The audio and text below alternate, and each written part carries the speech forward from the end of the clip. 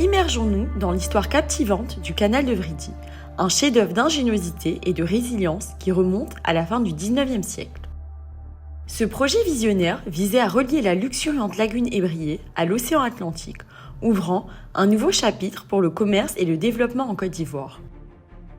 Confronté à des défis naturels majeurs, notamment le fameux trou sans fond, découvert en 1845, les ingénieurs et les bâtisseurs ont fait preuve d'une innovation et d'une persévérance remarquables pour surmonter ces obstacles et réaliser cette liaison maritime essentielle. L'incroyable fut réalisé en 1950.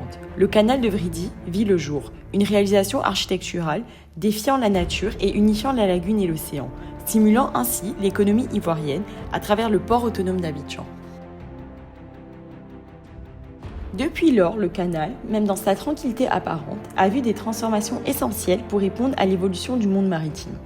En 2015, une autre métamorphose significative a été entreprise pour élargir et approfondir la base d'entrée du canal, permettant ainsi l'accueil de navires géants et assurant au port d'Abidjan un avenir concurrentiel sur la scène internationale. Le canal de Vridy, avec son histoire riche et complexe, est devenu la porte économique de la Côte d'Ivoire, orchestrant un balai majestueux de navires de tout calibre.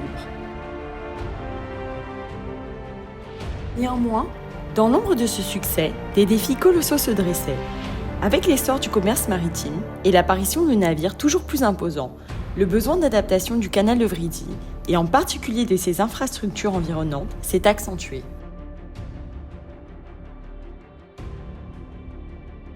Je suis Kassi Couto-Eloge, directeur de l'ingénierie à Côte d'Ivoire Énergie. Face à l'évolution du trafic maritime et à l'arrivée de navires de plus grande envergure au canal de Vridy, la nécessité de supprimer l'obstacle constitué par les lignes électriques aériennes était évidente pour garantir un passage sécurisé.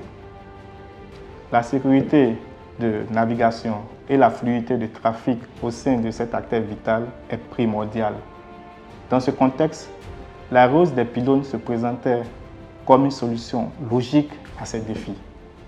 Côte d'Ivoire Énergie a fait appel à Vinci Énergie pour l'accompagner dans cette démarche, sachant que l'expertise avérée développée par Vinci serait un atout majeur pour la réussite de ce projet complexe.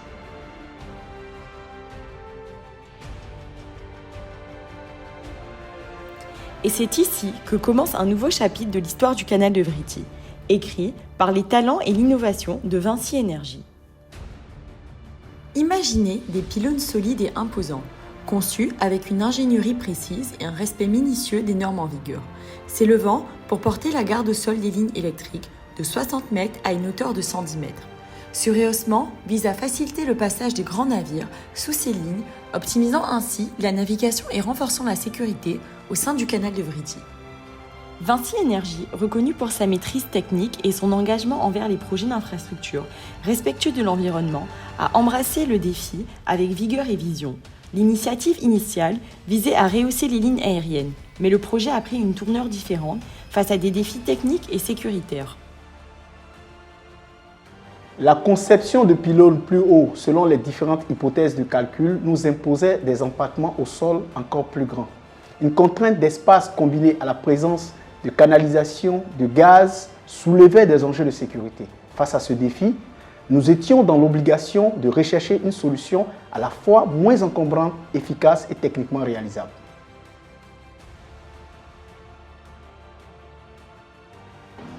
Ce fut le début du projet d'enfouissement des 2 tronçons de lignes aériennes haute tension surplombant le canal.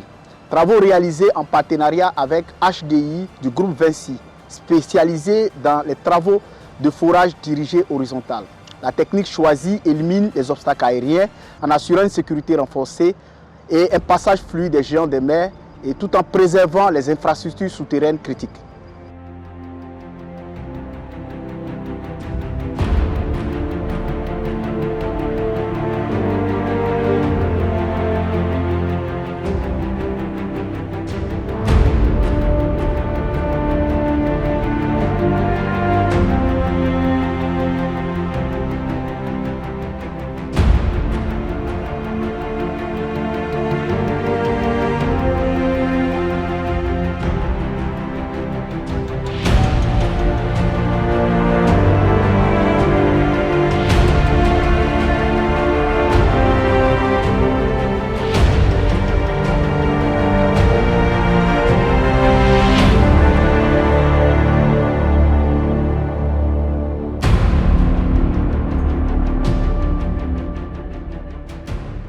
À un moment crucial du projet, une solution temporaire, bien que non conventionnelle, a été mise en œuvre.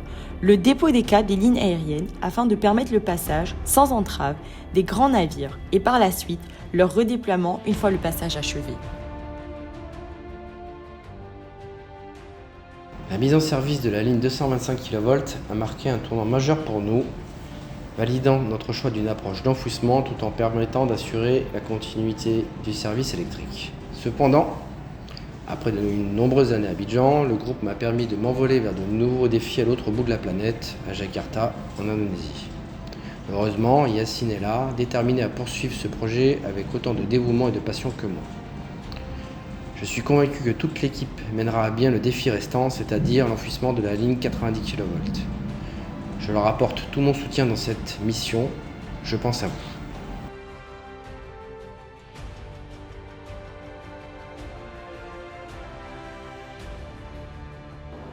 La première phase d'enfouissement du tronçon de la ligne 225, brillamment pilotée par CDIC, nous a laissé d'inestimables enseignements.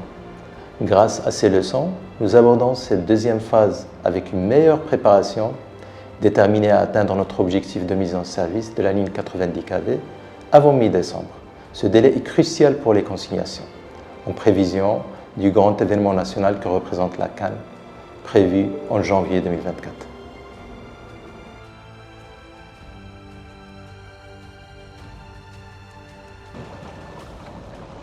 Chaque jour, au canal de Vridi, on constate combien de fois nos actions touchent la nature.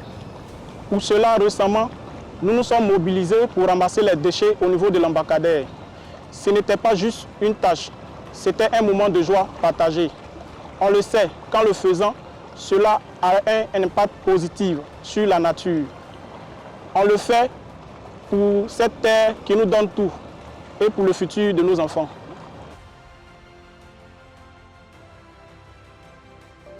Je noterai 3 points importants dans ce projet de réalisation d'enfouissement des lignes 225 000 et 90 000. D'abord, il a fallu de la persévérance, puisque nous côtoyons ce projet depuis pratiquement 8 ans. Ensuite, il a fallu de l'adaptation, voire de l'innovation, pour transformer ce projet de rehausse de pylônes en un projet d'enfouissement des lignes. Ensuite, il faut dire merci. Merci à notre client C-Énergie pour sa confiance à nous confier ces travaux. Merci aux équipes de Vinci Énergie Côte d'Ivoire et de HDI pour leur niveau d'implication, de compétences et l'excellence des synergies. Enfin, il nous faut savoir finir ce projet. Cédric a piloté le projet jusqu'à l'enfouissement de la 225 000. Yacine doit le clôturer par celui de la 90 000. Nous sommes en train d'écrire une belle page de l'histoire de ce canal. Une réelle fierté pour nous que d'y participer. Merci à tous.